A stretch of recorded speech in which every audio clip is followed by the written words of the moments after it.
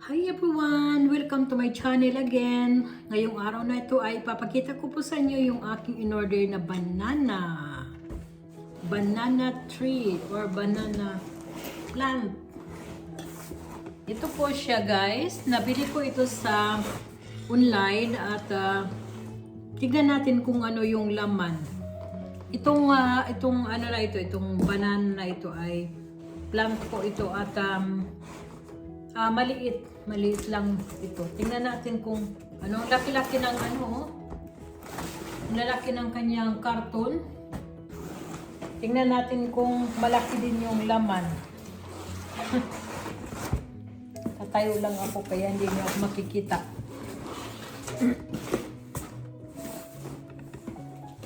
So, tingnan po natin mga sangkay ang laman nitong karton na ito. Ang daming ano, daming yung mga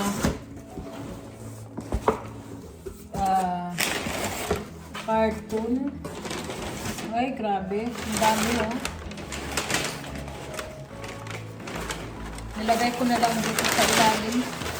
Sorry, ingay. Wow, ang ganda ng pagkabalot oh.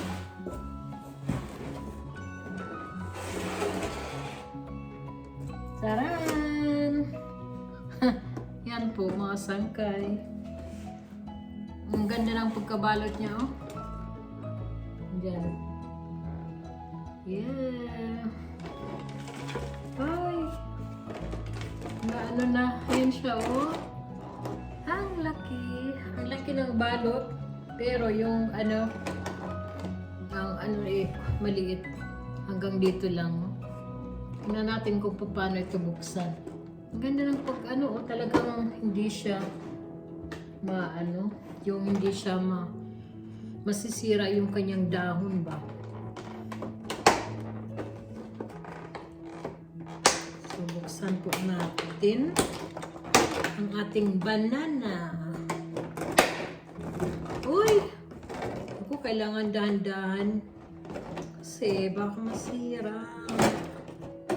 Mura lang ito guys. Ayan siya. Mura lang ito siya. Yan, ang ganda ng pagka ano para hindi matanggal yung ano yung kanyang buhangin ba? Ay, hindi buhangin. Yung soil, lupa. Itong banana na ito ay ano daw hindi siya namamatay sa winter. Kasi dito, pagka winter sa amin, hindi masyadong malamig kagaya ng ibang part ng Germany na talagang ng kakapal ba ng yelo ba. Ito po ay hindi, kaya dito po sa amin hindi masyadong makapal. Kaya gusto kong i-try kung talagang tutubo itong banana ko. Itong banana ko. Itong banana ba. Ito ay ang nakalagay dun sa online na binilang ko ay Winter Heart Banana Green. Ano ito eh, yung nakakain na saging. Ano, yan nakalagay dito kung hanggang 2.5 meter hanggang 3 meter ang taas nito. Kaya kailangan itanim natin doon sa so may space siya kasi tataas talaga. At saka ang yan di ba nagkakaroon siya ng anong tawag doon, yung trebe, dumadami itong saging di ba pagka malaki na sila. So kailangan talaga ng space. Itingnan ko kung saan ko may tatanim ito, basta nga lang ang pinag-isipan ko na baka ilagay ko ito muna sa isang paso para sa winter ipasok ko siya o ilagay ko dito sa dito sa malapit dito sa terrace namin pagka winter, kasi pagka dumiretso sa baka mamatay. Try ko lang kasi hindi pa naman ako nakakapagtanim dito sa garden. Kasi may nakita ako doon sa isang friend ko na nagtanim siya ng ganito dito malapit lang din sa amin na mano talaga yung kanyang saging, yung talagang lumaki yung saging niya at nagkaroon din ng trebe ba? Ano namang pangalan yun yung sa Tagalog, yung pagka nagano siya ng nagkakaroon siya ng para dumami, trebe. Kaya sabi ko ang galing naman kasi gusto ko pagka halimbawa nagluluto ako ng ulam or nagluto ako ng suman, yung mga pagluluto-luto ko, tanggalan ko siya ng dahon ba tapos yun ang pambalot ko.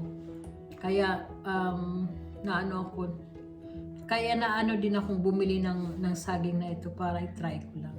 So guys, papakita ko po sa inyo kung paano ko itanim. So mga sangkay, meron din po akong binili na fertilizer para sa saging na ito. Wurzel und Blätterdünger, Bananengewächs. Ito po yung kanyang Kaya tingnan po natin kung paano Anwendung Verschlusskappe. Dito nakalagay. Bali, dalawang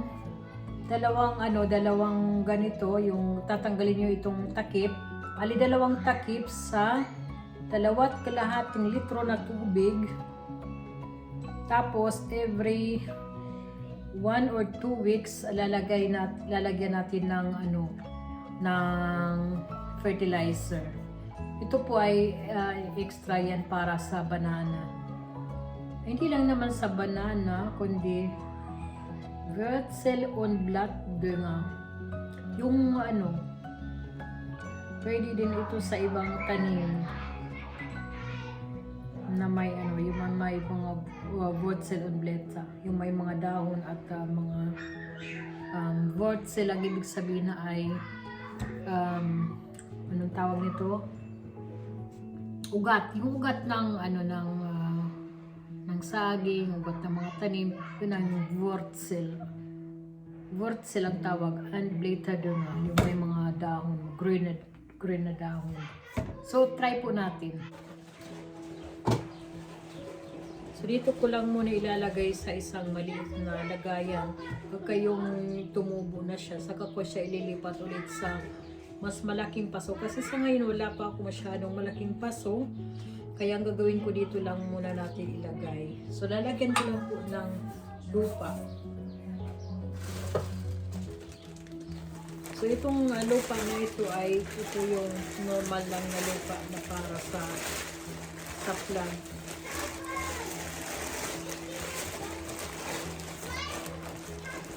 Ilagay natin ang lupa.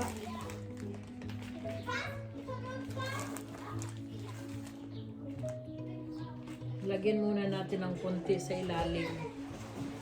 Tapos saka natin ilagay yung ating saging dito sa ibabaw. Dahan-dahan lang kasi sayang naman kung masisira.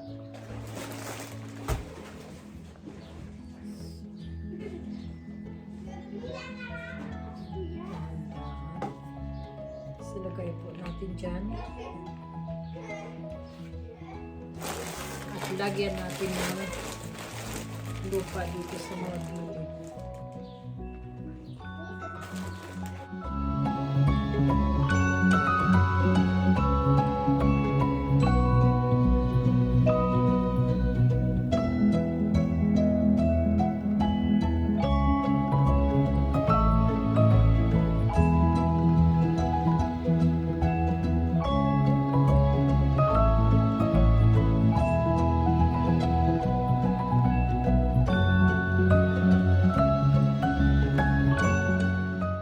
So, yan po mga sangkay. Tapos na. Lagyan lang natin ng tubig para hindi siya mag-dry kasi bago ang lupa. So, lagay ko dito sa